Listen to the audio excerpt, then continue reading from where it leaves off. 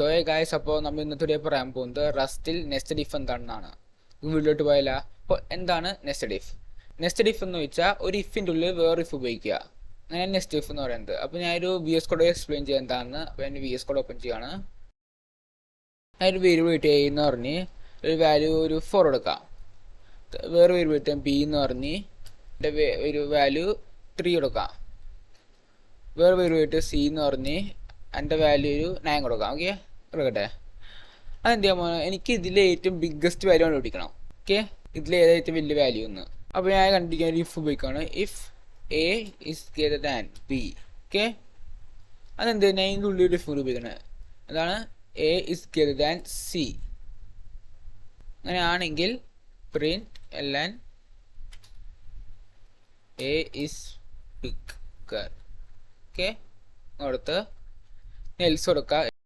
Else എന്താ, print c is b I bigger. Okay, അതെന്തിൻ്റെ പുറത്ത് ഞാൻ നോക്കുവാണ്. എൽസ് എൽസിനുള്ള നമുക്കൊരു കണ്ടീഷൻ നോക്കാം. If b is greater than c ആണെങ്കിൽ പ്രിന്റ് ചെയ്തോ ബി ഈസ് ബിഗർ. ഓക്കെ, അല്ലെങ്കിൽ എന്ത് ചെയ്യണം, പ്രിന്റ് ചെയ്യണം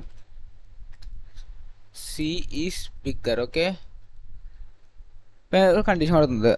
അപ്പോൾ നമുക്ക് കോഡ് എക്സ്പ്ലെയിൻ ചെയ്യാൻ വർക്ക് ചെയ്യുന്നത്. ഓക്കെ, ഇപ്പോൾ ഞാൻ നിങ്ങൾ വിചാരിച്ചു ഇപ്പോൾ എ ആ ബിഗ്ഗസ്റ്റ് വാല്യൂ ഒന്ന് എക്സാമ്പിൾ വിചാരിച്ചോ, എ ആയിട്ട് വലിയ വാല്യൂ ബി സിനെക്കാട്ടും. ഓക്കെ, ഇത് വർക്ക് ചെയ്ത് നോക്കാം. ഫസ്റ്റ് ചെക്ക് ചെയ്യും എ ബിനെക്കാട്ടും വലുതാണോ എന്ന്. ഈ കണ്ടീഷനിലാണ്. അപ്പോൾ എന്ത് ചെയ്യും, അതിൻ്റെ ഉള്ളിൽ കിട്ടും. ഇവിടെ ചെക്ക് ചെയ്യും എ സിനെക്കാട്ടും വലുതാണോ എന്ന്. ആണ്, അപ്പോൾ എന്ത് ഇത് പ്രിന്റ് ചെയ്യും. ഓക്കെ, അപ്പം ഇങ്ങനെ ഇത് വർക്ക് ചെയ്യുന്നത്. ഇനി വേറെ കേസ് എടുക്കുകയാണെങ്കിൽ എയും സിയും ബിനെക്കാട്ടും വലുതാണ്, പക്ഷേ ഏറ്റവും വലുത് സി ആണ്. എന്ന് വെച്ചാൽ ഈ ബിനെക്കാട്ടും വലിയ വാല്യൂസ് ആണ് എക്കും സിക്കും ഉള്ളത്, പക്ഷേ എനെക്കാട്ടും വലുത് സി ആണ്. ഓക്കെ, അങ്ങനത്തെ കേസിൽ അപ്പോൾ എന്ത് ചെയ്യുന്നു വെച്ച് നോക്കാം. കണ്ടീഷൻ 1 ചെക്ക് ചെയ്ത് എ വലുതാണ്, അപ്പോൾ ഇതിൽ ഇട്ടു. ഇവിടെ ചെക്ക് ചെയ്യുമ്പോൾ എന്ത് വെച്ചെന്ന് വെച്ചാൽ കമ്പയർ ചെയ്ത് നോക്കുക, എ വലുതാണോ അല്ല, അപ്പോൾ എന്ത് ചെയ്യും, അപ്പോൾ എൽസ് റണ്ണോ, അപ്പോൾ സി ഇസ് ദ ബിഗർ എന്ന് വർക്ക് ചെയ്യും. ഇനി എക്സാമ്പിൾ വേറെ കേസ് എടുക്കുകയാണെങ്കിൽ ബി വലുതാണ്, അപ്പോൾ ബി വലിയ വാല്യൂ എന്ത് ചെയ്യും, കമ്പയർ ചെയ്യും എ വലുതാണ് ബിനെക്കാട്ടും അല്ല, അപ്പോൾ എന്ത് ചെയ്യും, അത് എൽസിലേട്ട് പോകും.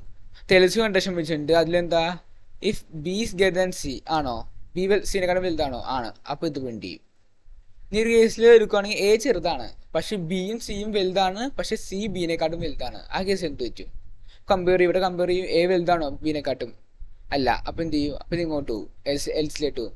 ഇവിടെ കമ്പയർ ചെയ്യും. ഇവിടെ കമ്പയർ ചെയ്യുമ്പോൾ ബി ആണ് വലുത് അല്ല സി ആ വലുത്, അപ്പം എന്ത് ചെയ്യും, എൽസിപ്പും ഇത് റണ്ണാവും. അപ്പം ഇങ്ങനെയാണ് വർക്ക് ചെയ്യുന്നത്. ഓക്കെ, ഈ കേസിൽ പ്രിന്റ് നോക്കാം എന്ത് പറ്റുമെന്ന്. സോറി, ഞാൻ സെലക്ട് റൺ ചെയ്ത്.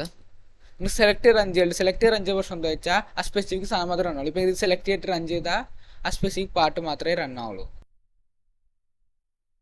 ഇപ്പം കാണാൻ പറ്റും സി ഈസ്റ്റ് ബിഗർ. കാരണം എന്താ, സി ഏറ്റവും വലുത് നോക്കാം സി ആണ്. നെക്സ്റ്റ് സമയം നമുക്ക് ഇത് വലുതായി കൊടുക്കാം, ബി വലുതായി കൊടുക്കാം. അപ്പം എന്ത് ചെയ്ത് നോക്കാം, ബി സ്പീക്കർ.